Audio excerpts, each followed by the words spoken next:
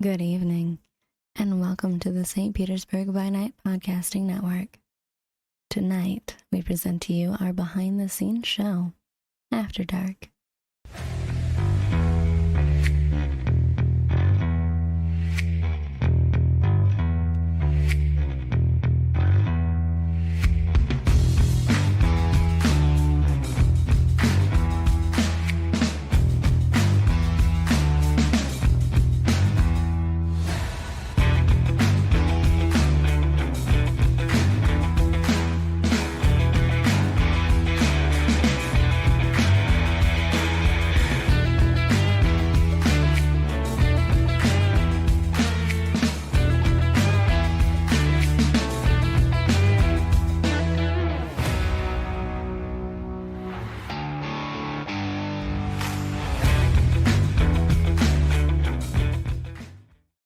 Good evening and welcome to the St. Pete by Night Entertainment Network. My name is Kent, also known as Mishikent on all social media, and this is After Dark, the behind the scenes program of St. Pete by Night.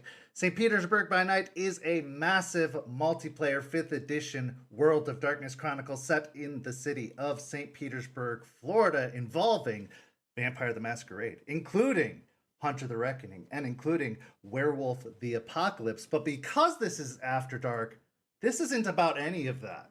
This is actually about the behind the scenes stuff. This is talking about all of that and might include some of that. But this isn't about the game, like the in-game stuff. This is talking about the stuff that makes the game possible. We talk to content creators, we talk to writers, we talk to players, we talk to storytellers, we talk to people who create things around the game, like dice makers and artists. We talk to all kinds of individuals who have made this game what it is and continue to keep the gears grinding and turning and going and, moving and shaking. And I'm excited to say that we have quite the mover and shaker, in my mind, as a guest here tonight with us. But we're going to talk about that in a second. Because if you like what you see here, you should go follow St. Pete by Night on all of the social media you see listed up above there and in the description of the video to stay tuned on all of the cool things we have involved with St. Pete by Night, because we post a lot of content on all of those social media platforms. Also, why not just become a part of our community? Because you could follow that Discord link and become a part of the St. Pete by Night community, because we have lots of community activities going on all the time, including one that's happening right now as this program is airing, a Survival Saturday, where they're playing survival games in the community as we speak. And you could be playing those games as you're watching After Dark right now with members of our community. But really, you should be paying most of your attention on After Dark at this moment, because our guest tonight is the one, the only Vyn Vox, who I am so excited is here. Vyn, please, if you would, introduce yourself right now. Oh my gosh, hi. I'm Vyn at Vyn Vox VA on all the socials, except Blue Sky. That is vynvox.com. That is also my website. I'm a voice actor and a tabletop person, and I'm just so thrilled to be here. My goodness. I am so thrilled to have you here because you have really made such an impact on the World of Darkness community in my mind, because I hear your name in circles of the World of Darkness community because your voice is being heard around not only in World of Darkness, but just in the gaming community as a whole, because of the work you do in animation, because of the work you do in video games. You're just starting to get out there. You're making an impact in the gaming community at large. And now you're starting to guest star on all kinds of gaming projects and World of Darkness projects. And I guess I would want to start by asking, how did you even discover TTRPGs? Like, when did they even, come into your life as a whole? Oh, gee. I guess I can dissect that first from well, I guess we can work backwards. The G, gaming. I've been gaming all my life. I remember my first Game Boy, like Game Boy, then my Game Boy Color all the way through handhelds and stuff. Uh, RP, I've been role playing since middle school. Catch me in the forums, catch me on Gaia Online. All the way back, Barton Town, let's go, baby. The TT tabletop, I think started maybe senior year of high school. I got to play 3.5 for the first time, and then I was told never to play Dungeons and Dragons again. And then that just happened to roll back into my life by the time of the Adventure Zone, which got me back into tabletop in general. And then I saw, I think it was either the second season of the Adventure Zone happened, or it was the Critical Role Monster Hearts guide when I realized, oh, there's other tabletop role playing games, and went from there. One of my friends said in passing, "Oh, you remind me of a Toreador," and I'm like, "Oh my gosh, what is that?"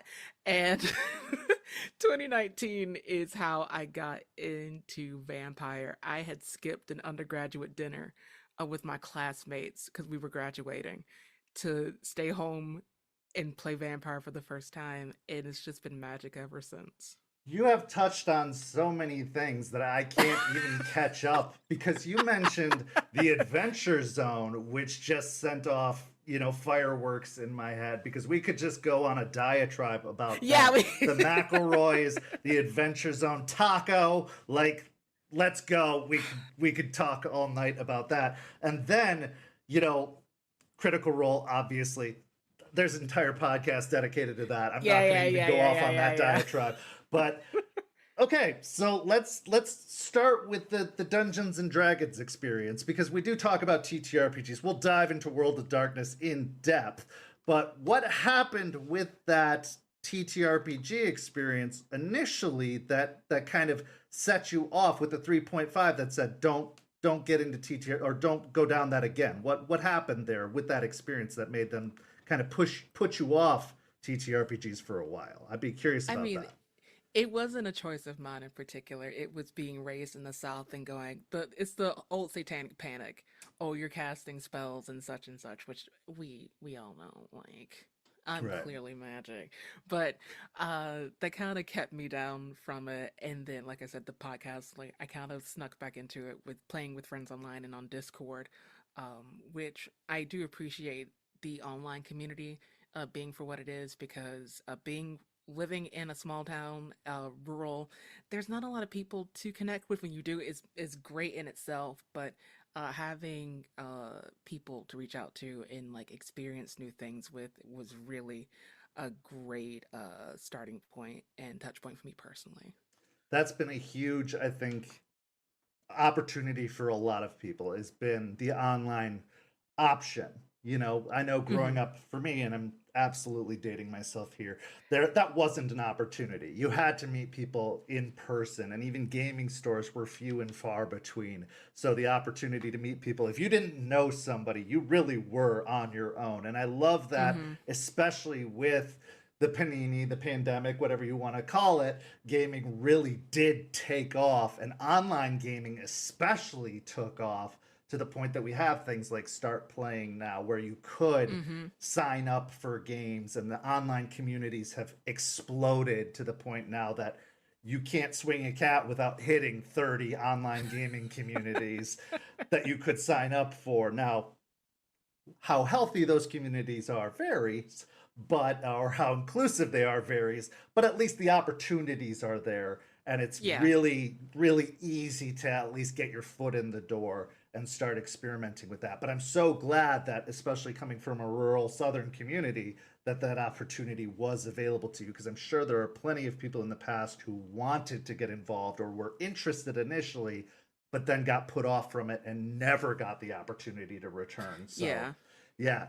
So what was your first D&D class that you experimented with in that initial kind of dive into D&D? Do you remember that first character or that first Hmm. experience? Tell me all about that. I played a half elf ranger. Her name was Mafanwy Barenbrook. She went by Barenbrook. Uh, I had very shitty rolls, except one good nat 20 that exploded someone's leg with a crossbow shot, and we kind of just made it her thing. Okay, okay. So what was it that brought, how did you get back into it? So you said the podcast, but when did you actually discover your first community and your first game back after discovering the podcast? Like what was that first community like, or how did you seek it out? uh, Coincidentally, I was looking on a casting website and someone was looking to do a D&D podcast. And even though that podcast didn't necessarily jump off, we played almost every night, like just doing one shots with each other and just scrambling for different and new things to the point we were just doing voice RP for the hell of it. Wasn't necessarily a tabletop game. We were just playing around in character and just having a blast. So I think that's where that happened. Um, we also with that group tried a podcast that didn't happen either. Uh, but yeah. Well, that's a great transition to talking about the voice acting as well. What made you, or what inspired you to pursue a career in voice acting? Was there a previous theater background, or was it just something that you felt you had a knack for and wanted to try to do? Well, I did high school theater. I took one college class as a prerequisite because I had to. Um, but that was improv, and I think it was set building. But I had been like aware of voiceover as a thing since like the early days of anime. Uh, on Tumblr, like Homestuck as a comic and people doing fan dubs of the comic, and knowing that like the voice actors of today were the fan dub people of yesterday, like the people I were already fans of, seeing them like now making it as certain in certain roles and in places, like really inspired me. And honestly, I didn't intend to take voiceover so seriously. I also started doing little fan dubs and fan projects until there was a casting call I saw on Twitter, and they were like, "Hey, we want this certain demographic or this certain type of person for this role, and we'll give you equipment for it." So I was like, "Okay, I'll just take my little shot. It'll be nothing." So I did, and they sent me an XLR mic, an interface, a mic shield, and that was the podcast "How I Died." I played. Oh, I forgot my little doctor's name, but they were like a little antagonists for that season. It's always super fun to think about. And from there, I just kept updating my equipment with more rolls and stuff. And now I have my closet acoustically fitted with new like foam and treatment and all that kind of stuff. And I've recorded for like professional things, which, NDA, but I think one of my favorites are I still surprised for Mattel, their Barbie YouTube show uh, was just in there, clocked out of work, came home, recorded remote for someone in LA, and then there it was in my face, and I still can't believe that happened. Yeah, that's an Um, amazing credit that's on your resume. That was one of the first ones that popped out to me that I was absolutely stunned by, was that Barbie project, and I think that's absolutely stunning and wonderful and so cool. What a feather in your cap to have, but also well deserved, because having, I mean, just listening to your voice now, you can see the range and the work that you've put into it. Even just talking with you on this casual basis, like you have such control over it. Now, one of the questions that came from our community was, what setup did you start with for recording, and what kind of improvements have you made over time? Like you said, you got the foam and you were making upgrades, but what was your initial setup like? my good, if I want to be honest, my first microphone was a Logitech headset because um I don't want to trigger anyone, but Broadway Carcat was like, "This is the mic I use to record," and I was like, "That's what I want." So it started with the Logitech headset. Then I had a Blue Snowball. I If we want to be original, my first like paid thing was done on a Blue Yeti on Fiverr. Don't do Fiverr, y'all. Love yourself. Please think of other pay to play platforms for that. Just don't do Fiverr. I After that was the Audio Technica 2020, and then from there I got a Rode NT1A, which a lot of people don't necessarily think about when it comes to studio quality microphones. It's a solid mic and very decent for $150. Like th- I'm recording professionally with a less than $500 mic. You get what you get. And then my interface, I've gone from the Scarlett. I don't like the Scarlett interfaces. I've had a Behringer, like one of the simpler ones. They're great for streaming. And then I currently have a Volt 276, 2 in, 2 out. How did you go about your upgrades and updates? Like, what did you focus on first originally, and then what did you move on to? Like, what were your priorities? What was your order of priorities for upgrades?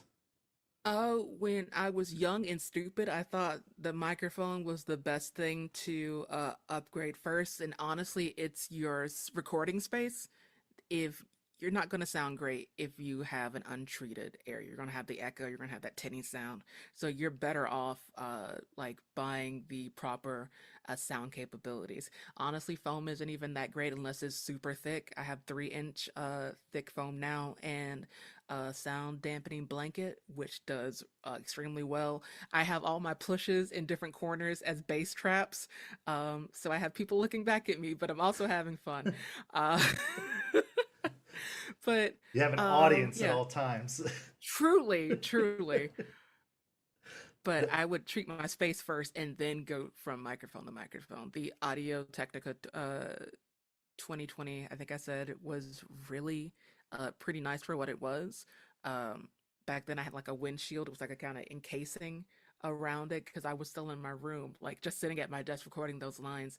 And the audio team for that made me sound just as quality as the main character, who's also the writer. Shout out Vince DeJohnny. We love you here. But that was it's still surreal. Like, I can't believe I'm at the space where I am because a little side story. And I made a little a skeet about this earlier this week about passion projects don't necessarily mean unpaid. As long as you can give somebody something and trade those things, your talents could literally shape someone's career. My One of my earlier audio dramas, the writer and director couldn't afford to pay anyone, but she still offered services, and she wrote and edited my very first like official demo reel. And that's how I got picked up by my dream agency. Like a whole year before I was even considering applying to them, they were like, "Hey, we heard you. We thought you were great. Da da da. We were like, if you could freelance for us." And I was like, "Oh my god!" So yeah, and that wouldn't have happened if someone wasn't as generous as I was, like committing my time for something. And I love the project still. Like Demonic was great. It's still like in the works and working, but I wouldn't have had my start if it wasn't for Steph.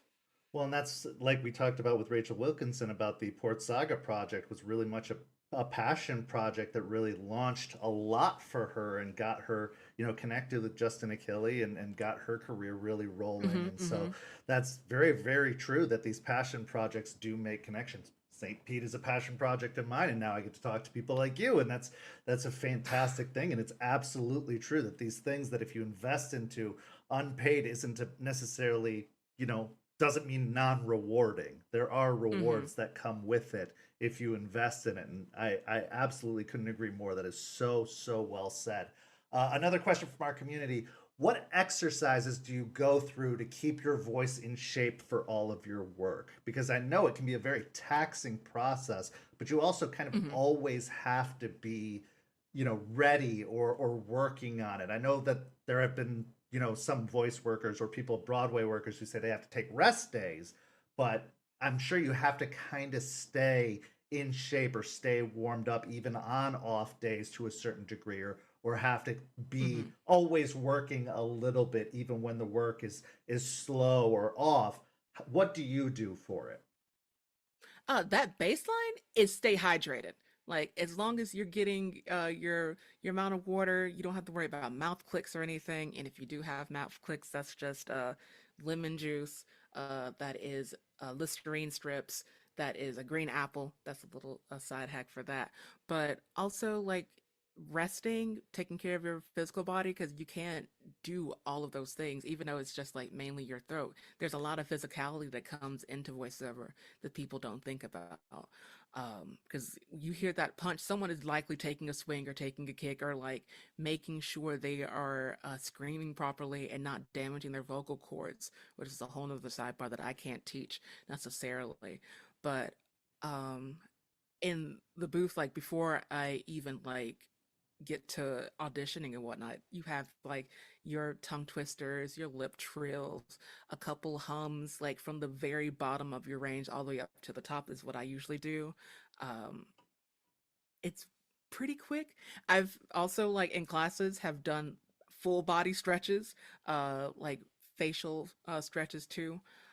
All of that really does help. And I guess another thing, role play, like tabletop and voiceover really go hand in hand on the like practice spectrum. Because if you can't tell, I talk to myself a lot. I'm a Malkavian main. Whenever I'm trying to figure out, let's go.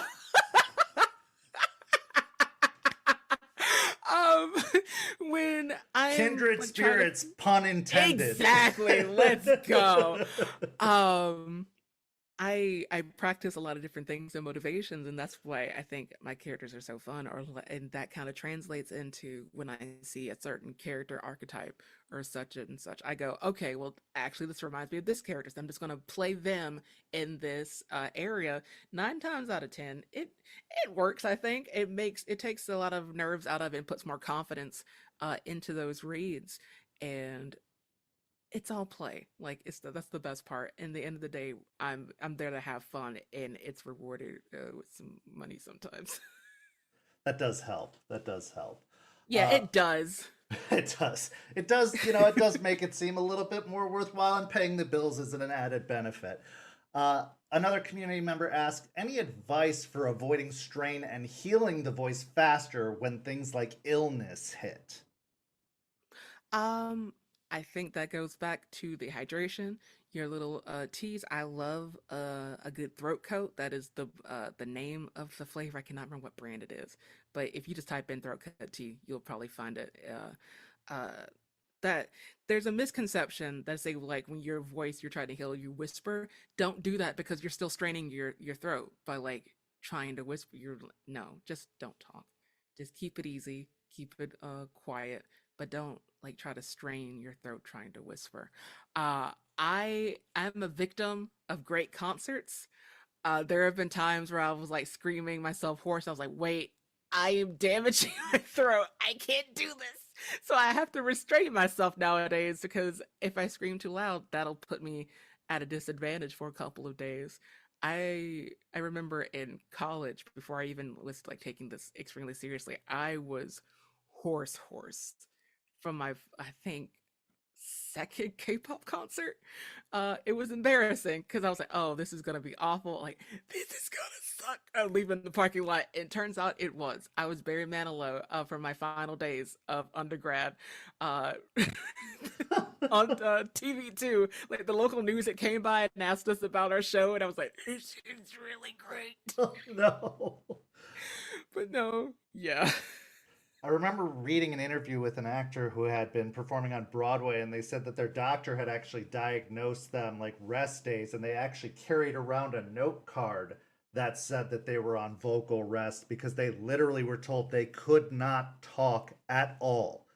Again, no whispering, no talking, no speech whatsoever, because that's that exactly like you said, like whispering is not helpful. It is not nothing. You are supposed to do absolutely nothing. So they did Hmm. have these note cards with basic phrases or responses on it to avoid any kind of speech. That's how necessary it was because of the lengthy monologues they were giving. It was a one man show that they were performing, and that's how much they were Oh my talking. goodness. So they Uh needed huh. to actually take the entire time off from speaking altogether.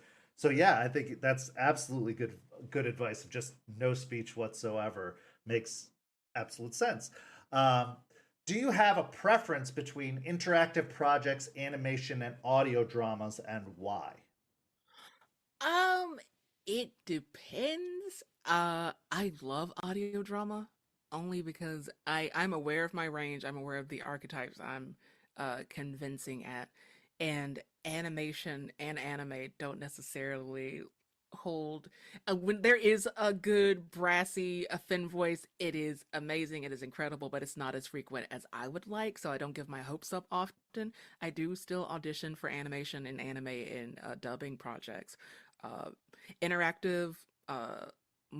Less so. I think there's more of a normal range, even though they say, oh, we would like anime inspired reads or we would like uh, TV drama, which helps me out a lot.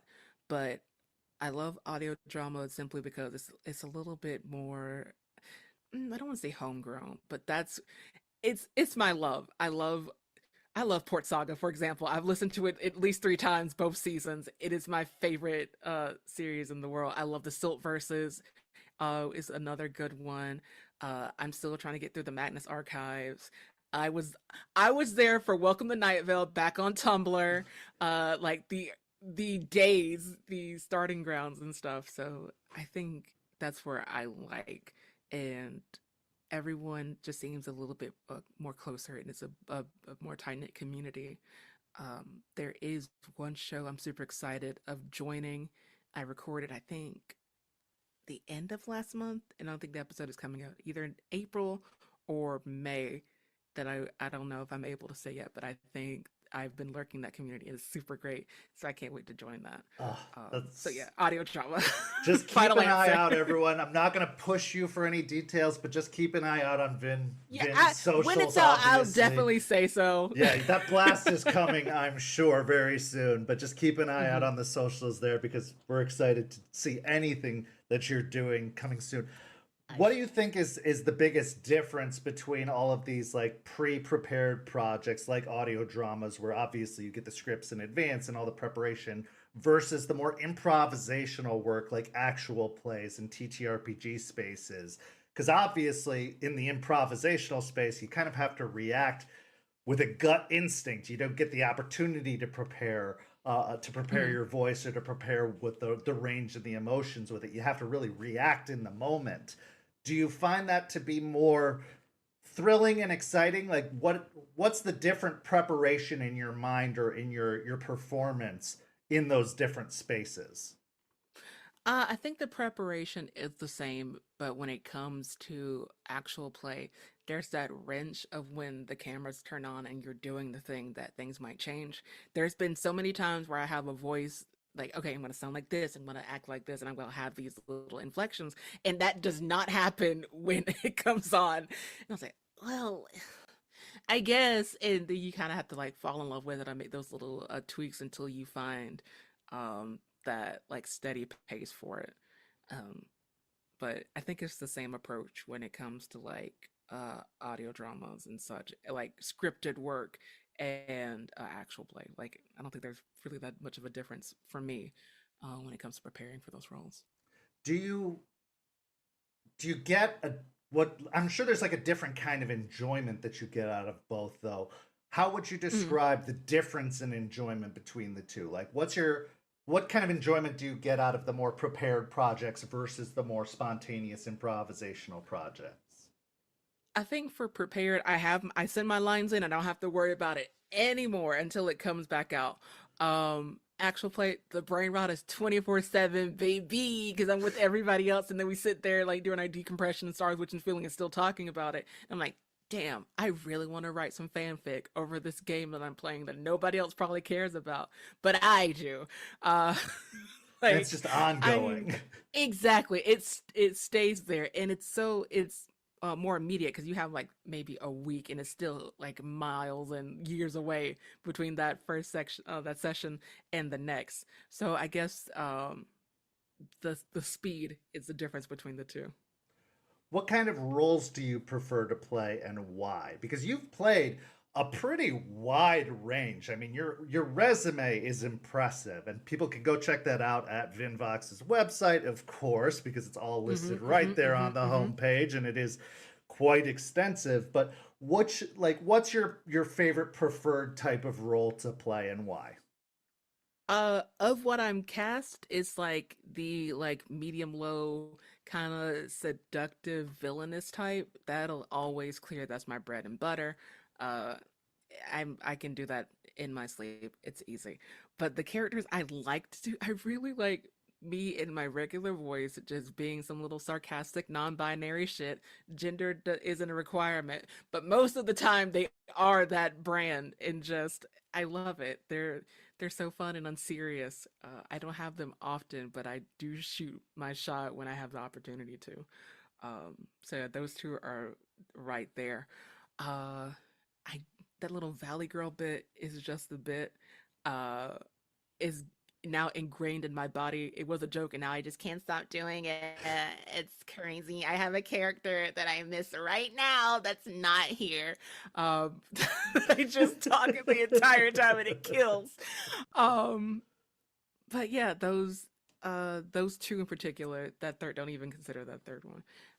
But I'm really starting to realize, like, uh, hmm.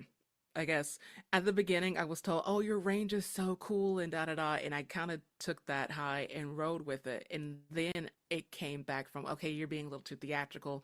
You need to tone it back." And I kind of took that as an insult. But honestly, I remember watching a Taika Waititi interview, and someone asked him how he prepared for a certain character. He said, "My range is me," and now I'm just my range is me. Whatever I have like here, it may be a little bit lower, maybe a little bit higher, but in general, this is where I sit. And it's gotten some of my better works and one of my personal favorite performances, because I never expected to, be a Barbie doll of all things.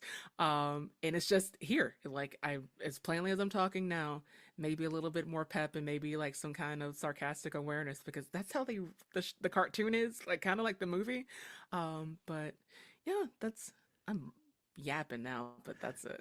Is there like a Mount Everest for you, like a role or a type or a character type that you are reaching for or working on that you want to achieve? Not like a necessarily a specific role. We will talk about that. But is there a character type that you're working on or gunning for, like a certain type of voice, or maybe an accent, or maybe something that you're toying around with that is on your like bucket list of something you want to achieve in your voice acting? Oh, I mean, I want to be the villain one day. Like I don't know what kind of, doesn't matter really what series or what like genre or whatever space. Um, I didn't really get into the She-Ra cartoon, but Double Trouble is everything to me. Like I I gotta be a gender fluid shape-shifting baddie or something, like with some smooth velvety voice that sends chills every time. That's up there. That I guess that is my mountain. Um Gee, like yeah, just be that bitch that one time. You just want to be that villain, that Yeah. villain character that one time. What Mm-hmm, about like mm-hmm, mm-hmm. a particular skill, like a particular voice acting skill? Because like I know some people, they have a particular accent that they wish they could perfect, whether it's a French accent or a Cajun accent or something like that, Mm-hmm. or they want the ability to drop down into a very low baritone or do a really good falsetto, something that they're really trying to perfect or perform. Is there something like that that you're working on? If I had an Eastern European accent, I wouldn't shut up. I love how that is the blame. Victor Arcane, Victor, my Olive Garden breadstick. I love him to bits, and if I had that kind of voice, that's all I want. Okay, okay, that's a good one. That's a good one. Who do you look up to? Who's your like idol in the voiceover industry and why? Who's your number one? Um, Or name that'll a few. be I won't like stick you to one because I know picking a number I'll one can be stick to him because impossible. you asked me a question and I just blank out. Marin Miller, uh, who is who the voice of Athena in Hades games, was also in like a Little Witch Academia and a couple more. They have helped me on a personal like one-on-one level. They actually gave me uh free lessons because they saw my talent and believed in me, and it makes me emotional thinking about it. And they only asked me to just pay it forward. So anytime somebody asks me for things or any like perspective or help, like, and of course, if y'all contact me, I'll help you. Like I don't have any like I can't charge for that.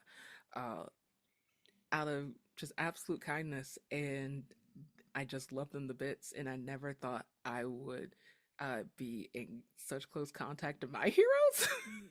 That's Like incredible. even now, just like gets me misty eyed.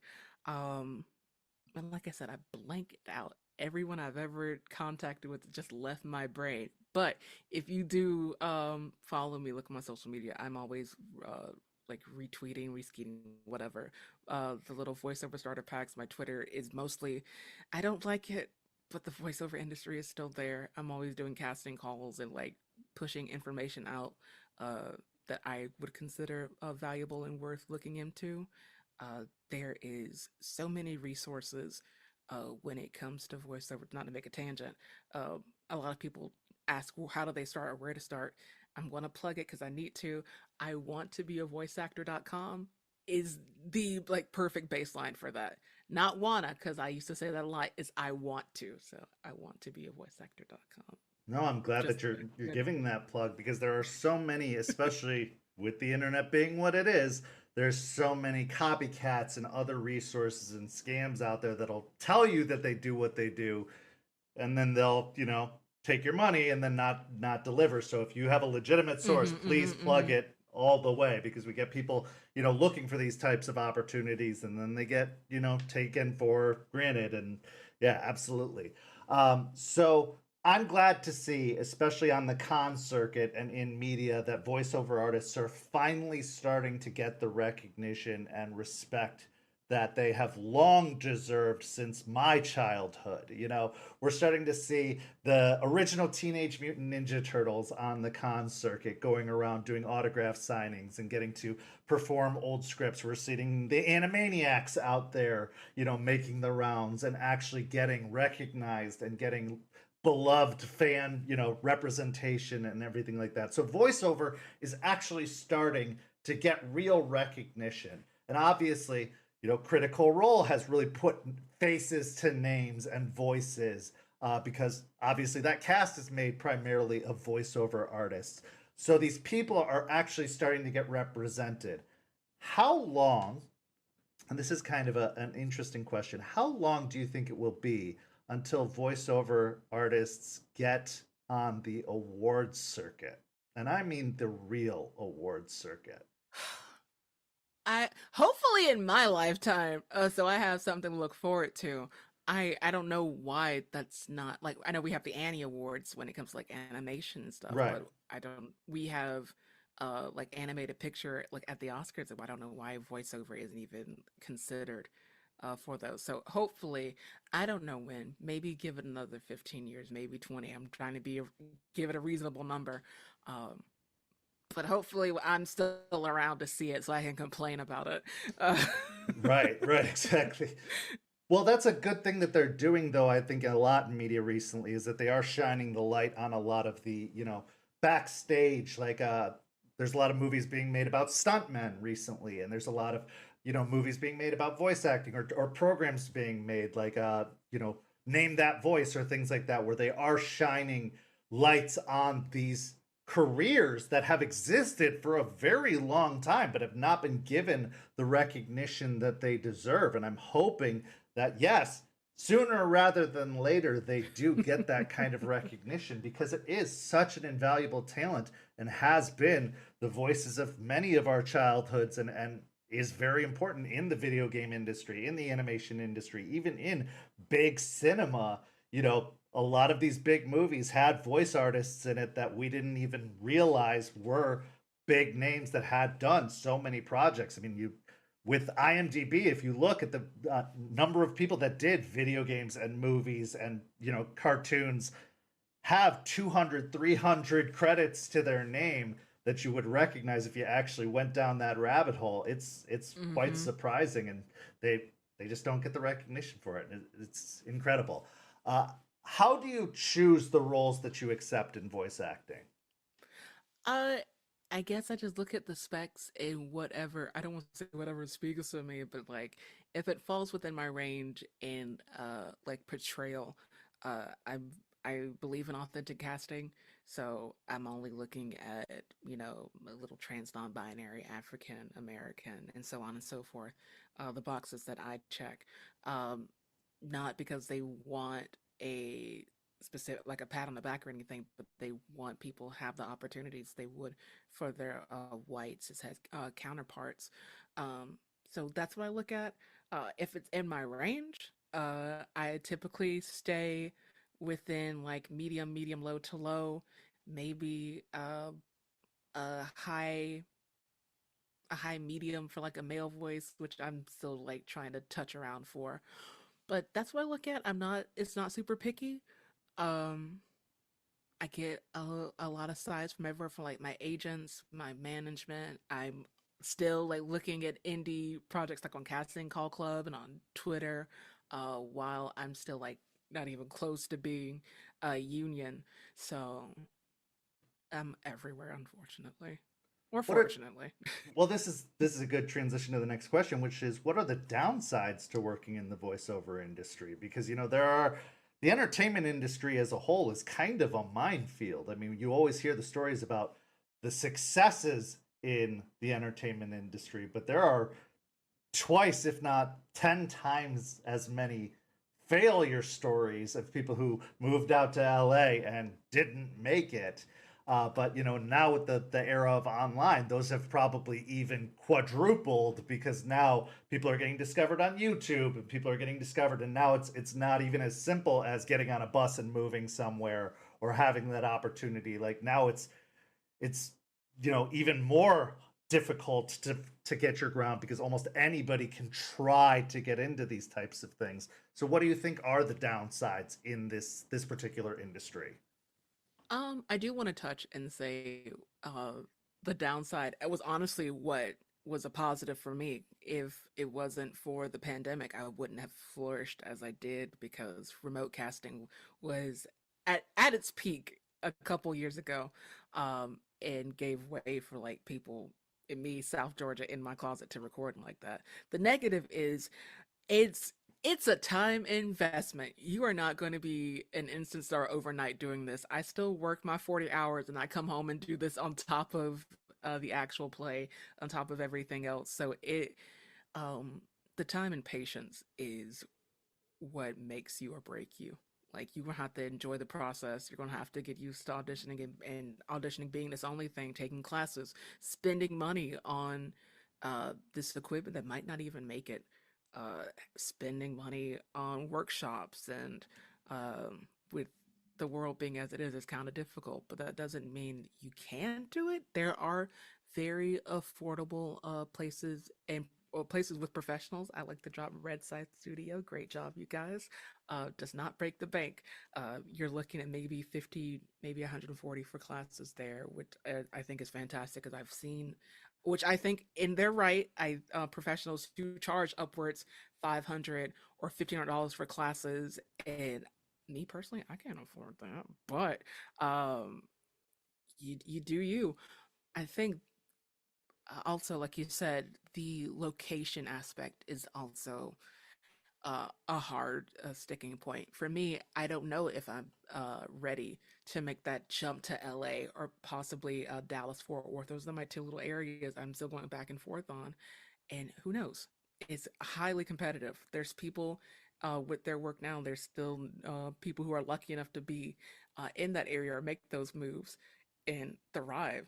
So time, time, money, and competition are my three negatives right now.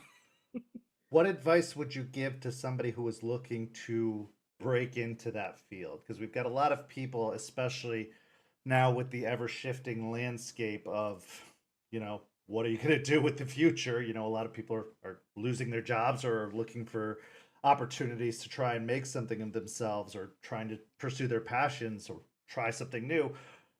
If they had a real passion for this and this is something that they honestly wanted to pursue, because there's a lot of people who want to dabble with things, but we're talking about somebody who actually had the desire to do this, what advice would you give them in starting out in this?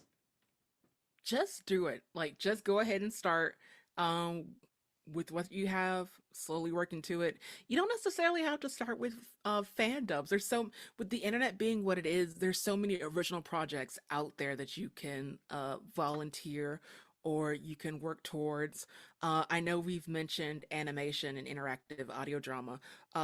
Commercials, my goodness, your life can change with one commercial, I swear to God, in terms of like what these corporations pay for usage and rights and stuff. That kind of makes my head hurt just thinking about it. Audiobooks are really great right now. I am not good for audiobooks, so there you go. That's one less person you have to worry about when it comes to reading. But if you have that passion for reading and longevity, audiobooks are a decent place to go, uh, which I've tried and failed. Just not my sticking point. I don't have the patience for it. But there's audio descriptions. That's also a place like where people are kind of reading the action for like impaired viewers and whatnot. There are so many different aspects of voiceover that we don't think about that come into play. Um, Toys. I didn't think about that either. Like how I've auditioned for Halloween items, and I think that's the silliest thing. Like the And I get cackling annoyed witch on about the it. doorstep and stuff Yeah, like that that. is somebody's I voice. That is believe it. someone Yeah, there's as the somebody's got to pumpkin or record like that. the yeah. Um there's a lot, it comes into our life a lot and you don't think about it. So yeah, um if there's something that interests you, start researching. You can study a lot of these things just by viewing and like taking a step forward and looking, making notes. So like if you're interested in animation, start watching more animations. What type of animation are you interested in looking into? One thing I had heard was when you watch, actually mute and turn on the subtitles, portray it the way you think it would be portrayed, then go back and listen to it and like compare and see those little changes and whatnot. Uh, yeah, if this is something you're interested in, just start. Like, there's no time like the present. The time will pass regardless, so you might as well do it. That's amazing advice. Amazing advice. And I think that's most commonly the advice I've heard either from podcasts I've listened or from most entertainers is they say just do it. Just jump in and start and the rest will work itself out. If you have the passion for something, you just go for it and don't let anything stop you. You know, eventually you'll figure out what equipment you need. You'll make the connections you need to make, but you just have to drive towards it and not let anything stop you. Just keep pushing forward and eventually you will make it happen. And I think that's absolutely true. So fantastic advice. I want to transition now to talking about the world of darkness, which is what brought us all together here today. Before we do that, I want to talk about the giveaway we're having tonight. We are giving away an art piece from one of our sponsors, Panchi Artista. Now, if you've been in the St. Pete community for a while, we've been around for about 3 years now, and Panchi has been a member of our community that entire time. She is a very, very talented artist and has supplied artwork for many, many, many of our community members. Well, she has been gracious and generous enough to donate a black and white art piece for a character of your choosing just by watching the stream here tonight. So if you put in the hashtag Vox in the chat tonight, you could get a portrait of a character, a half body black and white portrait. It's in that middle there, that line art, the $20 value line art of a character of your choosing. It doesn't have to be World of Darkness. It could be D&D, it could be Shadowrun, it could be anything. She's just so talented she could make it happen, and you can add upgrades to it. It'll be on your dime, of course, but you can add upgrades to that. You can make it a colored art piece, you can make it a full body art piece, but you will get that $20 value on us for free by putting the hashtag Vox in the chat throughout the night here, and we will do that drawing at the end of the stream tonight. It's yours, courtesy of Panchi Artista. Thank you to them, and thank you to everybody who is watching tonight. So put in that hashtag Vox before the end of the evening to get that character artwork from Panchi Artista. St. Petersburg by Night is brought to you through collaborations with our partnered vendors: Wolfpack Dice, Ember Fox Dice, Dragon Ink Dice, Farrah the Bard, Champs Tramps, Pantry Artista, Chromatic Creations. Links to our partnered vendors, as well as our Twitch and YouTube channels, can be found on our website, stpetebynight.com. The official theme song for St. Petersburg by Night is Vampire by Faith and Failure. You can find them at faithandfailure.com. You can follow St. Pete by Night on all socials with the hashtag St. Pete by Night. If you wish to support our program, you can do so at ko-fi.com/St. Pete by Night to help keep the stories rolling. So, talking about World of Darkness, you mentioned that someone came to you and said, "You remind me of a Toreador." Tell me that story and how that all worked out. So they said, "You remind me of a Toreador." You said, "Oh, what's that?" That's a story. There's more to that. Like, let's follow that breadcrumb trail and take me to how that evolved into you discovering Vampire the Masquerade, your first game, your first character. Like, let's go. Let's go down that rabbit hole and how you ended Oh up my God. part of our Okay. beloved Shattered Mirror Cobweb family. All right. So, of course, I got that. Is it a compliment to be called a Toreador? I don't know. Uh, but it kind of went from there, and I remember going to like the wiki and reading about these vampires. Mind you, I was already a vampire fan. I came from middle school Twilight, helped sing the manga, Trinity Blood, Underworld, all that. I was already in vampire media. It was already in me, but not necessarily the tabletop just yet. We eventually got together. One of our friends had decided to storytell for us. I ended up playing a Toreador. I was like, what is the most insufferable name I can think of? And my sister had told me there was a character named Declan. And I was like, oh, I hate that name. It's so awful.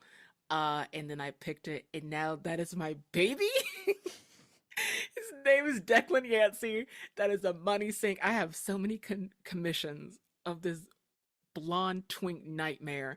I even have like a mutual I had cast who is the voice of my character now that like to just immortalized. I don't play them anymore. He's his own thing. He's my boy. He's gay. He likes classical music. There's a lot of interesting things about him. Uh, but it ended up being a lot, and I learned a lot from that game by all the mistakes I've made with him. I learned how to like have better motivations because I would just fall into just different different levels of bullshit because I was like, oh, that's fun. Let me see what happens over here. Oh wow, you mean his arm got taken off because he got shoved off a cliff by a ghost of a man he just fucked and poisoned? That's crazy. Uh, it just ridiculous, ridiculous. He was so unserious. But I still love him the bits. I'm trying to think what happened. There's so many things that happened to Declan. But because of that, that's how I became friends with Outstar during the there was I think it was a couple years back during an event we were talking about like they were asking about our queer characters, and of course he's limp-wristed as fuck. Uh, and uh, if you go to I think the World of Darkness stories, he has an interview on the Instagram, interviewed by Outstar in character, which is super fun to think about. And around that same time, I actually got to interview for the community ambassador position. I knew that was going to Huddy, but doesn't matter. And like super fan. We love Huddy here. Right, I absolutely. can't wait. Obviously, past guest of the show, friend of the show, Huddy. Yeah, We have friend adore of her. mine. I Absolutely just crawled adore out of a her. recording session with her today. Adore her. But yeah, and it just happened that way, and we just stayed in contact, and it was just really weird to come full circle, and just the people I have watched, because of course, I got to watch LA by Night and be inspired by Cynthia Marie. And then I met Cynthia Marie last year at a Darkness Emergent Vegas, who helped me with the influencer program, which is super fun. And like, I'm at the point where I'm meeting my heroes and being, I still can't believe me, Vyn Vox, as a person in World of Darkness. Um, it's crazy, but yeah, it just started with the kick your cur off with a blonde twink. That's all you have to do. That's the Vyn Vox strat. Well, and this goes back to what you said, even about the voice acting. You found something that you were passionate about. You invested in it. You didn't let anything stop you. Those connections happened, and here you are. You know, you are a mover and shaker, like I said at the beginning of the episode. You are meeting these people because you were so passionate, because you drove and didn't let any, you didn't stop. You did not stop. And now you are ingrained in the community, you know, and it's a wonderful thing. And I'm so happy to have you here because of it. And it doesn't matter how long you've been involved. It doesn't matter. I've been involved 30 years and I'm still just getting, like, I'm just getting to this point, but I don't care. It's just a nice thing to see for anyone. Like, I'm happy to see anyone's success in this, because this is a thing that is it's always been the little game that maybe could. You know, World of Darkness has always been the community that has had its trials and tribulations, has had its reputation flawed and then recovered, and then flawed and then recovered. And we talked about this a little bit before we went on the show. Like, it's had its ups and downs, and to see it still thriving to this day, to see it still attracting a new audience, to see it still bringing in fans, like, that is the best thing I could have ever wished for it. And I am so happy for all of your success, and to see, you know, a new person coming into it and thriving at it just thrills me to the core. So let's talk about Malkavians. Let's talk about our beloved Shattered Mirror. What is it about the Malkavians that calls to you? Why are you a Malkavian main? What is it about the clan? What is it about our beloved Cobweb that speaks to you specifically? I think it is the cobweb speaking to me. Just kidding. Uh, We get you. We'll get you eventually. I will say though, preface, I do love Malcave. I think that's the clan I've played the most. Thin Bloods are also, if anybody knows me for anything, it's how vocal I am about Thin Bloods. We actually did get a question from Miss Magitech about your love of Thin Blood, so I was going to follow up with that and ask you about that. But... it falls into that. To answer your question, just that the V5 archetype of being soothsayers and like the oracle types with that touch of madness, quote unquote, but not necessarily being ableist. I've heard, like, from people I respect as role players, they say they have trepidations with playing Malkavians, that they want to be, you know, ableist or incorrect in a portrayal. And if you just take it as someone who is overwhelmed with oversight with a quirk, it makes it easier. And I've seen or played with amazing portrayals of Malkavians. Going all the way back to Port Saga again, I love Titus Reed. What an amazing portrayal. Dane did that shit. I loved. Incredible. Yeah, not to circle like too much around it, but I think that's a perfect one. Like, he is so razor sharp and still hears the music and faces the music, ha ha ha. And it's just amazing. And Auspex is my favorite discipline. My favorite power though is awe. If you go on Tumblr, if you look for Auspex, that's me. If you haven't seen me lurking around, that is my tabletop mostly vampire account, because of the pun. I thought I was hilarious. But yeah, they're so fun and so varied. And there was, I think, a Vera commission that this Mount Primogen was just in a hockey jersey. I don't know what they're called. Just plain as ever. I was like, that is the most terrifying man I've ever seen in my life. The more normal, the more, like, you know, there's something like just waiting in the corner. But oh, absolutely. The ones that are crazier on the outside are the ones that you can be like more comfortable around. The ones that look just normal are the ones you should be the Mm-hmm. most terrified of. Mm-hmm. Mm-hmm. Mm-hmm. Like a reverse a poison dart frog. Yep, Like, exactly. Exactly. Yeah, actually, Crafty in the chat says Jason Newberry, perfect example of a terrifying Malkavian that you should absolutely be frightened of. But yeah, so let's talk about Thin Bloods then, because I would be doing a disservice to our friend of the show, Miss Magitech, if I didn't bring them up. She said you have a love of Thin Bloods, and I have also recently discovered a love of Thin Bloods myself from my beloved Spud, who I play on Rage Across Tampa. Talk about Thin Bloods. What is it about Thin Bloods that called to you? Because there was a lot of kind of, you know, back and forth about Thin Bloods, especially with how featured they were in 5th edition, how much 5th edition kind of leaned into Thin Bloods and kind of strayed away, and some say watered down the older vampires and really put a lot more emphasis on Thin Bloods, which I personally didn't mind because it's showing that there is more emphasis on the future of vampires and less emphasis on the past. But what is it about Thin Bloods that spoke to you?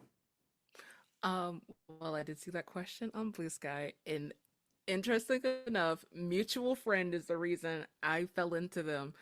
Gaming FTL Josh, our social media manager for the Chinese room doing Bloodlines 2, he played Sean in Stitch of Fate, and I was like, who is this crafty, devious little man? I love him. I love his stupid little mouth, and I love him getting in trouble and just giving lip to these older vampires. And I didn't think much about Thin Bloods as a clan until like I started looking into them because of his portrayal of Sean, and how much I identify with them as a minority in all kinds of spectrums, and being what people or like the OSR Grognard types don't necessarily enjoy seeing in like tabletop advancing. I feel like the new generation, the new bloods, even though I'm getting older, like there's more new people in the back. I'm older millennial now, but just being the woke nightmare, being a herald of Gehenna or a sign, I'm like, yeah, that's fine. Also, I made a real ranty tweet that became a T-shirt on Queen's Court Games. If you want to check that out, where it says "I'll be your Gehenna." Uh, this is the truth. Like I'm gonna be here no matter what. I don't care if you see me as an end time for your favorite little pastime or the end of vampire society. It is what it is, and I'm here. I love Thin Blood Alchemy as a concept. I wrote one little an alchemy spell, water into wine, which just turns piss into drinkable blood. I thought that was hilarious. I also have some in the pocket called BBL, which is called Better Blush of Life, and a couple more. I think we have one called Ohio Riz. Me and my friend are coming up with. We want to make a whole series of alchemy homebrew called The Alchemist Cookbook. I don't know when that'll come out, but that's something I have in the works. And they're just fun. I love clawing. Uh, I think that's the difference between like most players or like V20 players. As I enjoy clawing from the bottom and clawing my way up. I played a character, Gideon Greer, who's a Camarilla Thin Blood of a Ventru prince who was pushed so far out of society and then made their way back, um, which was daring to say the least. And I just love, like, almost like Malkavians or any other clan, you can play them however you want. There's so many different flavorings and like things you can go through or play opposites and not necessarily be in Brew and just go balls to the wall. And I think that's what I enjoy about vampire in general. You're not really locked into a certain archetype or a class or playbook.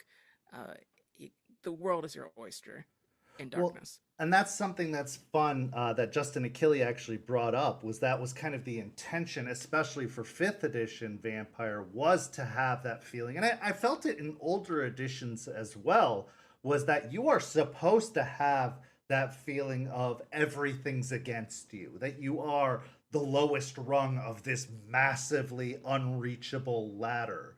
Like you're supposed to be starting at the bottom. And a lot of people, you know, obviously in the game and in the older editions wanted to start much higher up. You know, they wanted to buy their generations up, or they wanted to, be a more powerful vampire. And fifth edition made that a lot more difficult or nigh impossible. But the emphasis was always on being the low man on the totem pole, and the game being that everything is set against you, and that it is like this really impossible world to make a dent in, and that's the challenge of it all. And you're right, Thin Bloods have it. That's hard mode. I tell everybody in our community and in our game is, if you want to play a Thin Blood, you are playing on extra hard mode, because everyone hates you. Even your fellow young vampires hate you. You are the lowest of the low of the low. Like, even caitiffs spit on you, and they are low as well. For free? Yeah, right. And it's like it is the hardest of the hard mode, but that is the fun of it, isn't it? Like, I think that Vampire and World of Darkness is the most masochistic, maybe on the level of Call of Cthulhu, but like one of the most masochistic role-playing games ever. Like, you must want to be punished to play these games, because this is all about being tortured. These games are all about being traumatized and Personal tortured. horror is on the tin. It is. And so, like, you're playing a Thin Blood, you must really want to call your storyteller mommy or daddy, because that's coming to you hard. It's coming.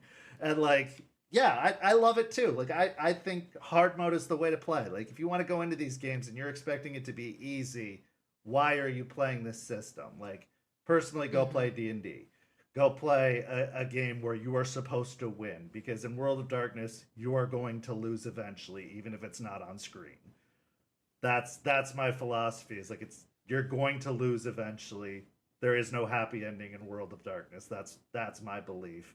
But yeah, that's a really interesting, and I couldn't agree more about the philosophy about Thin Bloods. It's like it is hard mode, but that's what makes them lovable, and that there is a wide range of possibilities and a wide range of paths to go down. Like, they're not locked in any specific category, and that you can change it up.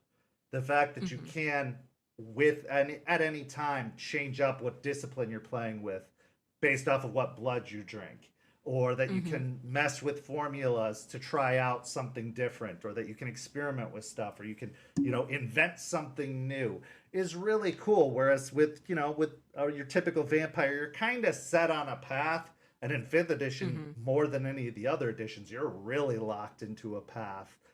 They didn't really give you mechanics. Now, we've homebrewed some mechanics to change that a little bit, but you are kind of locked into whatever you buy, that's what you have, and that's all you have. And maybe you can pick up some other disciplines if you expand your menu, but otherwise, you're kind of locked in.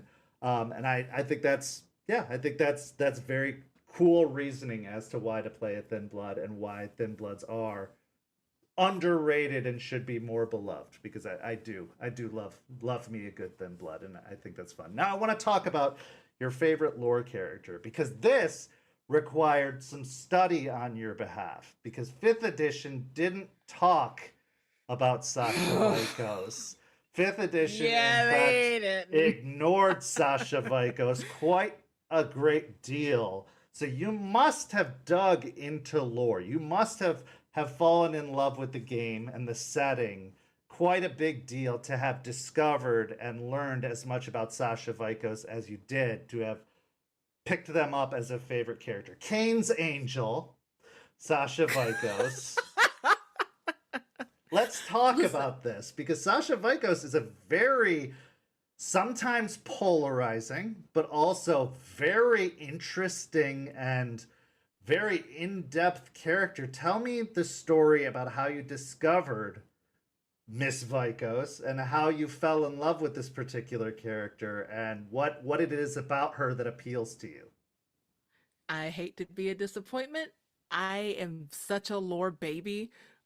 Everything I've heard about certain characters have been in passing to someone who was bragging about the lore. Like, I unfortunately, was put off for quite some time because people would make those inside jokes and like I would say sling their lore dick around. Like I get it. This is a very expansive game, something you would have to like put time into. And I'm illiterate. I can't read. But I did hear about this one Samisi that threw a dick on somebody's head. I was like, that's great. I want to know more. And it's a Mitzi who's hot. But honestly, I'm welcome to learn more. I hate to be a disappointment. Not a But disappointment at of all. the I feel so because people who have a favorite character go hard. They are ride or die. I had a friend who loved Beckett from hell and back. We all do, but like the My son's way named after Beckett. that's so cute. To the point that they were either they're rewriting the Book of Nod or one no, the the diaries with just like their own interpretation and like their characters and whatnot. So I can't touch it.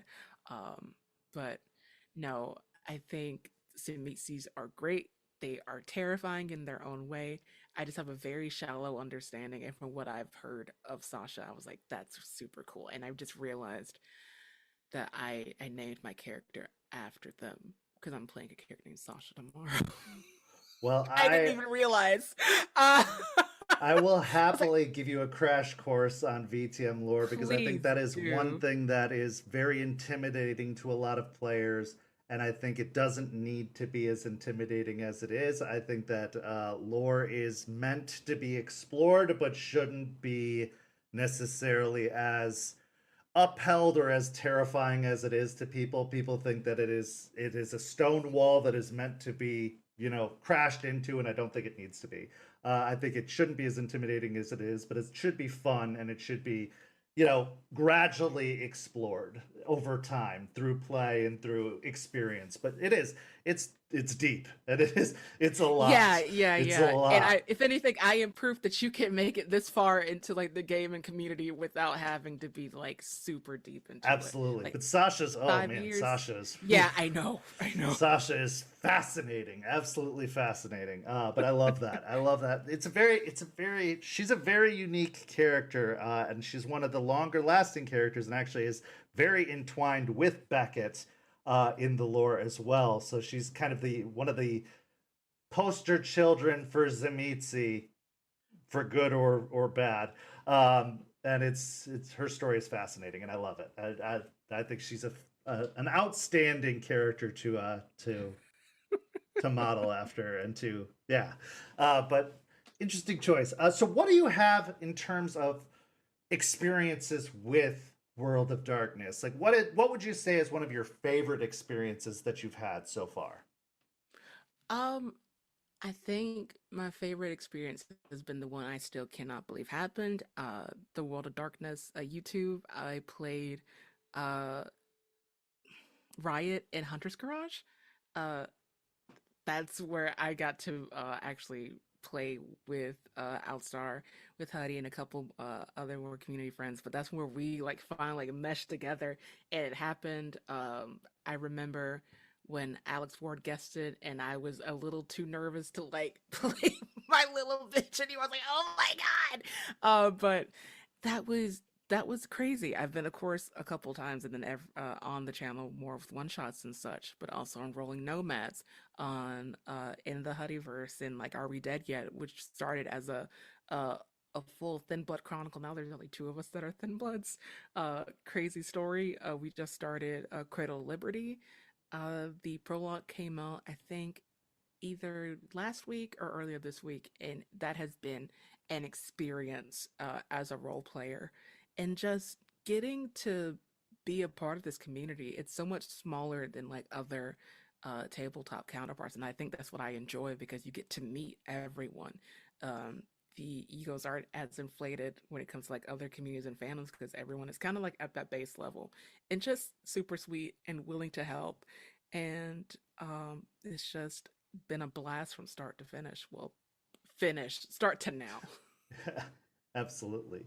Uh, what did you hear? Did you have any kind of like preconceived notions, or have you heard anything that's made you kind of second guess or question being involved in this community? Because I've heard, people hear about the bad reputation that World of Darkness has had, and it's made them avoid it for a while until they, had the good experiences that made them feel more comfortable. Did you ever come across anything like that or encounter anything like that in your experience so far?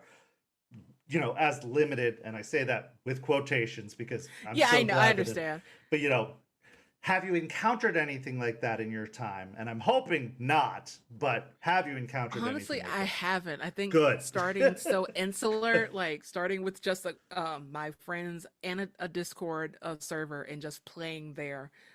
It wasn't until like I started like coming into actual play stuff 3 years ago that I start to like hear the reputations or like rumors and stereotypes of certain games that didn't affect me coming into WoD in particular.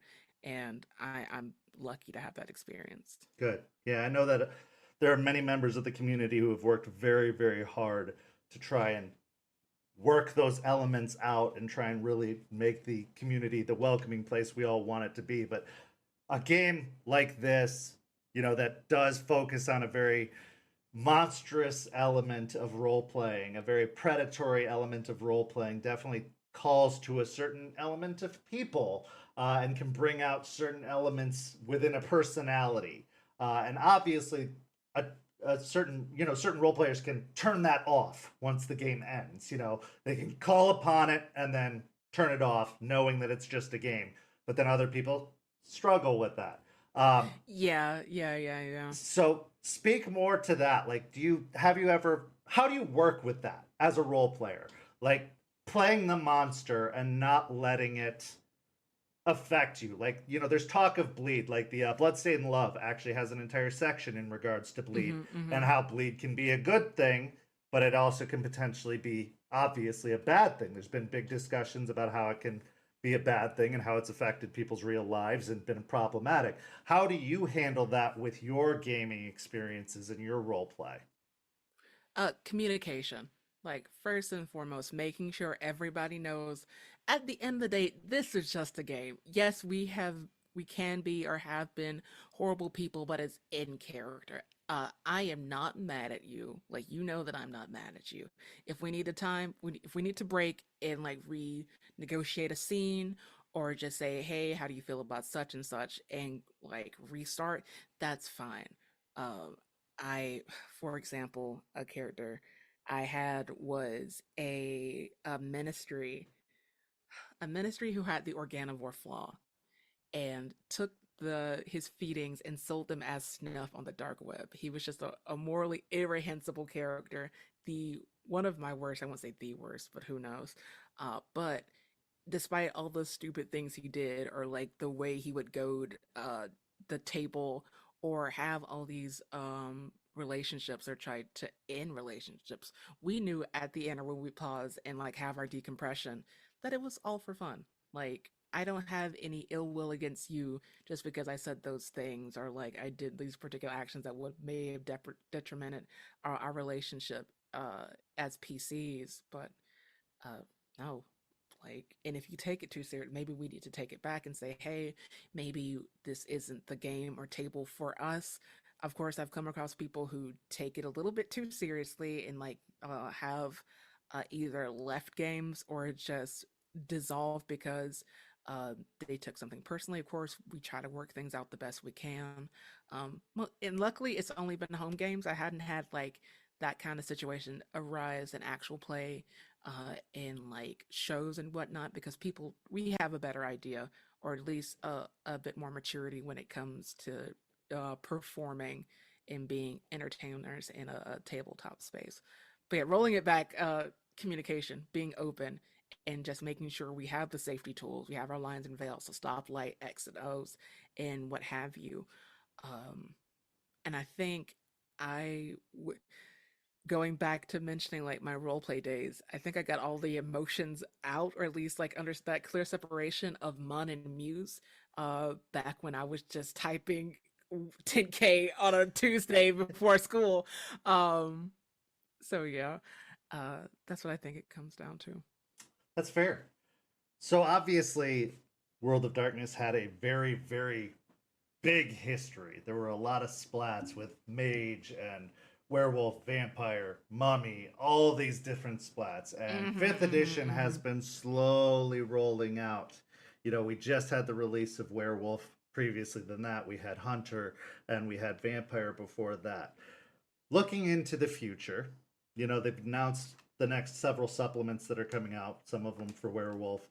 You know, what do you think the next major release is going to be? I ask this of kind of every guest that we have on that's into playing the game. What do you think is the next thing they're planning on dropping? And if you know, don't say anything, because I know that you are in with some of the folks that are in the know of things. But if you had to guess, people tell me things. I don't know. I don't know who you talk to about stuff, but like,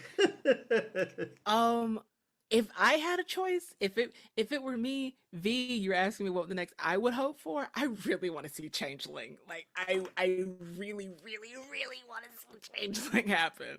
I've played a couple of times, not necessarily a complete a chronicle or such, but I've done a little bit of dreaming, I've done a little bit of lost, but I would love to actually take my time and sink my teeth into it and actually play a Changeling game. So here's a question. And do you want it to be dreaming, or do you want it to be lost, or do you want it to be a mix of the two? Because there are kind of people who are wishing for one or the other. And with the way 5th edition has been rolled out, they've kind of been mixing some of New World of Dark or Chronicles of Darkness and Old World of Darkness in the mechanics at the very least. So we're kind of wondering, like, what are they going to do story-wise with Changeling? Are they going to do a dreaming release, or are they going to do a lost release, or both, or, you know, neither? What are they going to do with it? So if you had your choice, what would you do? Yeah. I would hope for a mishmash, or like the possibility of playing. Honestly, everything just kind of smooths out of my brain whenever I'm asked a question. But to play like the courts, and then you have like the lost of the people being replaced and everything, I think that's terrifying, and I love how like cold and chilling that is at the thought. Just amazing. But if we take like what we've seen, or like the procedures between 20 and 5, I imagine there would be like some kind of crossover, at least some kind of in between, and you know, that might not make everybody happy, but at least some column A, column B. But who knows? Who's to say? Right. Yeah, it's impossible to tell what they're going to do, but we can always hope. We can always kind of project or put out into the universe what we'd love to see, and then we'll take what we can get. But we can always hope for something. So moving away from World of Darkness, we've got some kind of out of nowhere questions that the community asked, and so I'm going to ask you that. Is there a character from pop culture or media, just as a whole, from your voice acting, that you would love to voice, and why? Ooh, that is a question. I've said it before, and my stance has changed since then, because I would want a trans woman to voice this character. But if I could have any opportunity, that would be Grell Sutcliffe from Black Butler. That is my wife, the love of my life. I don't have a British accent, so I couldn't possibly voice her correctly. But actually, my goodness, look at my desk. This awful mess. There she is. Wait, huh? Just right on hand. Just like right there. Perfect. No, but I loved her. If I could amend this question and say a series, that won't happen. One of my voiceover goals, or something that used to keep me going, was, well, at least when Yuri on Ice season 2 comes out, I'll be there. Like, the longer it takes, the closer I would be. And now it's never happening. The movie's not coming out. They're not doing a second season. So that dream is just gone. But it really was something that kept me afloat for a couple months at a time. Absolutely. Your posts about Darkness Emergent in Las Vegas look so fun. What is it like going to one of those events? That's one of our community questions. And obviously you went to a big one too. My very first LARP experience was the Blockbuster. I'm like, I cannot believe that. It was not my first rodeo, now it's going to be my second. But yeah, and that just happened because I had uh an offer from the hotel brand I use. They were like, "Hey, we have these little timeshare options. You can either go to Vegas or go to, I don't know, I think Orlando or something." I was like, "Vegas? What a coincidence. I wanted to go to Vegas because all my friends had a great time in Chicago." So it was peer pressure that brought me there, but it was so much fun uh to just and vibe and just learn the LARPing mechanics. And that used to be my last point when I first started role playing. It's like, well, at least I don't play Dungeons and Dragons. Started playing Dungeons and Dragons. At least I don't LARP. If I don't LARP within the next 5 the next 5 months, I am going to explode. So luckily, I did get to have the opportunity, and I'm doing it again in May. If we want to talk about it, Darkness Emergent, Los Angeles is going to be, I think, May 21st to the 25th at the Biltmore Hotel. I am not sponsored. Actually, I am sponsored. No, We're not talking absolutely. about it. Absolutely. I I can't wait. And I think as the announcements started rolling out, I was like, wait a second. Are we LA by night? Are we whoa. That's amazing. I love the fact that everyone, at least main cast, is reprising their roles. And I think that is so terrifying in a great way. To meet everyone, and I know the panels are going to be amazing, and the off time is going to be just as top tier as the role play nights themselves. Honestly, the World of Darkness LARP community is, or at least from my experience with the By Night Studios community, has been amazing. Everyone is so sweet and so kind and so helpful, from costuming all the way down to character ties. And I think that is really important, finding your community and connecting offline before events so you're not as lost. Luckily, I had a lot of friends come my first time. So whenever I was kind of flustered in character, not knowing what to do, I would just go see them and point and just follow and see what they're doing because they're having their own little story happening, which was fantastic to watch and just play. What did you learn from your first event that you would advise to people who are going for the first time to prepare or bring or have with them? So, like, you know, comfortable shoes or bring extra water. What would you advise people going to a LARP like that for their first time to make sure they packed with them to bring? Oh, that's you stole my answer. Wear comfortable shoes. You will be on your feet a lot longer than you think you will be. Uh, you think you're gonna be great in them heels? Just wear some flats. They're your costume is going to be extravagant or however you want to portray your character. Do it top to bottom. Heels up, do what you want. But heels down, wear something that you're gonna stand in. Of course, yeah, bring water. Um, Make sure you have all your costume pieces packed in advance because you don't know if you might forget something. Bring friends. If you can get your people into this cult of fun, of fun, uh, do it because it's gonna be a million times more enjoyable when you have your friends also dorking out and being vampires with you as adults. Um, that's also been my favorite part. I'm sitting here wow, we are playing make believe at a big age, but it's so much fun. Um, and I think that's what I'm so excited for because I know there's so many of my friends and people in APs that I've uh only known online that I finally get to see in person. And that's gonna be, I think, my favorite part. It's just uh someone you've loved from a screen being tangible and they can't escape your grip.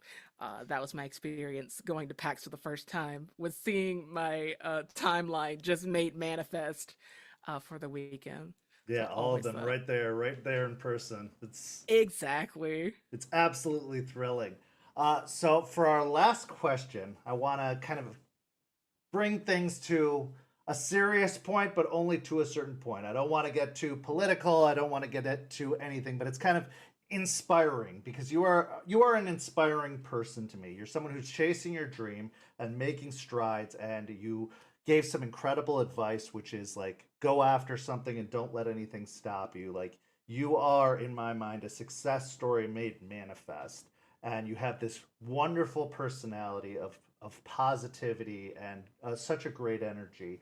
But obviously, we're all going through some pretty tough times in America right now. It's not a great time to be in this country. I think all of us can agree with that. Anybody who's watching this at least can agree with that if they're living in our country right now. What do you do to kind of keep going during this time period? How do you keep the ball in the air? How do you keep on your feet and keep moving? Because both of us are in the South, especially, which is a particularly difficult place to be during these time periods, especially since it is a normally volatile place to be in a normal time. But now with this new era of life, and that's putting it mildly, it can be even especially more volatile. How do you stay positive? How do you keep going? How do you keep your head up and keep motivated to keep pursuing the things you want to pursue and keep positive about everything? Because every day it's breaking news, every day it's another crazy thing happening. Like how do you keep going? And like I said, don't want to get too political, don't want to get too crazy, but like what do you do to keep yourself going? Honestly, it's this. It's still creating, it's still playing, it's still being yourself. And unfortunately, that's an active revolution on its own. It's staying true to your colors and being who you are is an active resistance. Uh I think I guess it is its own masochism. One of my games currently, we are doing a Weimar era Berlin uh with everything that's going on now. It's just like, oh, oof. um It's we didn't too expect it relevant. to be so point. Yeah. But it's crazy how history has its own touch points back and forth, and like we say time is a flat circle, it really is. And just making some of these points, or like um things that are happening, fiction kind of makes it less terrifying, or at least capable of being overcomable. That's an awful way to say it, but like, just kind of trivializing it a little bit to help internalize it a little bit more and pushing through. Um, Even like before things got more terse, I used to work at a newspaper, and I'm a baby storyteller, and the just absurd things that I hear throughout the day, like working at a newspaper office, I was like, oh, that's crazy. Let me write that down for later. Uh, just, I'm not saying gamify the news, but that's one way to make fun of it and make it less painful. But also just taking breaks, enjoying your friends and family while they're here. Um, if surprise, playing vampire near constantly makes you think about death a lot. And you realize, oh yeah, you're not going to be living 100, 200 years. You need to enjoy the people in your life while they are still alive. Um, Odd tangent, but I guess that's a point to be made. So that's what I do. Uh, That's, yeah. I roll dice and try not to cry. Absolutely. Well, and it's gaming is community, right? Like it's Hmm. bringing people together. It's showing that we can still be together, and being together during terrible times is a way to share in grief, but also to share in joy and to share in positivity to help prop each other up. A tent can't stand with just one pole, right? Like you need multiple poles to hold each other up, and that's what we do. And in a gaming community, especially, I think we've become very good at that by learning teamwork, by learning that dynamic, and telling stories is a great form of escapism. And yeah, I think that's absolutely right. Like that's a great way to cope and to kind of work through this time period, and you do learn how to get through it and get through these types of trying times together. And I think World of Darkness teaches us how to deal with trauma really, really well. Because again, you have to be a masochist to love this game and to want to come back to this world over and over and over again. And so I think we're prepared for hell to come our way, and it sure is coming our way right now. So I think that's fantastic advice, fantastic truths, and yeah, absolutely. So before I ask for your final plugs and final thoughts, I want to do our giveaway. All night long, we've had this giveaway from Panchi Artista for a half-body black and white art piece, which is featured in the center there, the line art at the $20 offering. You could have been in the running for that art piece by putting in the hashtag Vox all night long. And now we are going to draw the winner of that art piece. And tonight's winner is Tumultus. So Tumultus, congratulations. You won the giveaway of the art piece. I will be putting Panchi in touch with you to get that art piece commissioned. So that is all yours, courtesy of Panchi Artista. Congratulations. Thank you so much for participating in tonight's stream and tonight's giveaway. And yeah, congratulations on the art piece. So Vyn, first, thank you so much for participating and being here tonight and having this conversation with me. But is there anything you want to promote? Any projects coming up that people should be on the lookout for that you can talk about? Nothing that is under NDAs or anything currently. But anything people should look out for, or anything that you've done recently that people can find? Yeah, I want to throw it back. If you go to Huddy Von Swall, we just started a new chronicle called Cradle of Liberty. It is a post-One song chronicle set in Boston. I am playing a Tremere. Don't at me about it. Don't worry about it. Their name is Marius Weiss. They have some very particular friends. And it has been my joy hearing people go, "Oh no," when they realize what is happening with them and the people in their own life. Another project I love to highlight is the Mythic Initiative on Tiano Tales. It is a Monster of the Week game that became so monstrous that we switch over to Apocalypse Keys because we run the Monsters of the Week. It was so much fun. That table will always be golden with me. And gosh, there's so much more vampire on the way. I'm so sorry for the amount of Vampire the Masquerade you'll see me be playing actual play-wise, but you'll have to deal with it. Look at where you are right now. You think the people here are going to complain about more vampire? Are you kidding me? Like, this isn't the community to apologize for that. Listen. I am fueled by many things. But that is amazing, and I can't thank you enough. Like, this was a highlight for me. Thank you for having me. So grateful to have you here, and hopefully we can have you back. We're hoping to have some guest discussions with many of our past guests, possibly group discussions about some new releases that are coming out from World of Darkness. We'd love to have you involved in, and updates about your projects, maybe specific rewatches of some of the projects you've been involved in, or discussions about some projects you've been involved in. It'd be great to have you back on the show, or maybe a guest appearance on maybe one of the projects we have currently going on, if you're up for that at some point. We'd love to have that. But Vox, thank you so much for being here. You have been a wonderful, wonderful guest. We adore you here. And thank you, everybody, for watching. Go follow St. Pete by Night on all of the social media you see listed up above and in the description down below. And if you like what you've seen and you're not part of the community, go join at that Discord link down below. And go follow our wonderful guest on their social media. Go check out their website. Go support them on all of their projects, because we are so grateful that they joined us here today. But for Vyn, I'm Kent. Thank you for watching, and we'll see you next time. Have a good evening, everyone. We'll talk to you soon.